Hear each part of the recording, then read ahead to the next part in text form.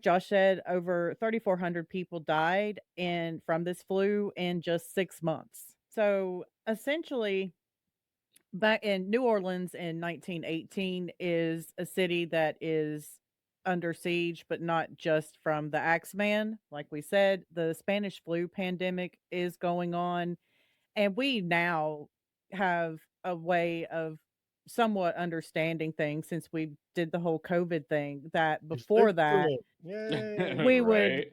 read about that stuff, and you really couldn't put yourself too much there. And obviously, at least we had some benefits that they did not have during some of these other prior epidemics and pandemics and whatever. But now we can actually at least get a little bit of the panic of not knowing of Right.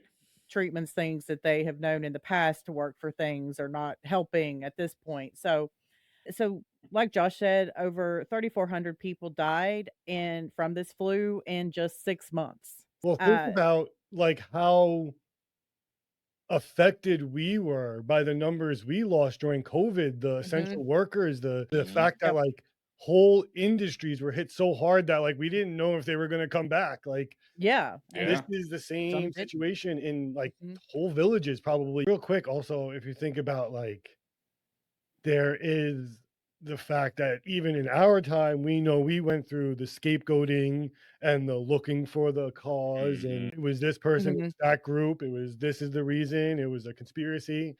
That's going on down there, and with an influx of immigrants, scapegoated pretty Mhm. quickly, I'm sure. And unfortunately, like you said, we do see history repeat itself over and over throughout when things go wrong, looking for someone to blame. Why were the Italian grocers the ones targeted, or Italian immigrants?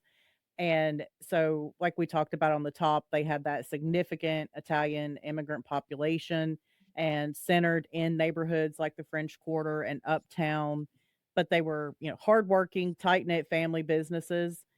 They still faced intense prejudice. The anti-Italian sentiment was still going very strong after the 1891 New Orleans lynching that Lee talked about, when the 11 immigrants were dragged from jail and killed. And that was the largest mass lynching in American history. When Oh, things go south, we look for somebody to blame, and unfortunately, this becomes a reality for these Italians.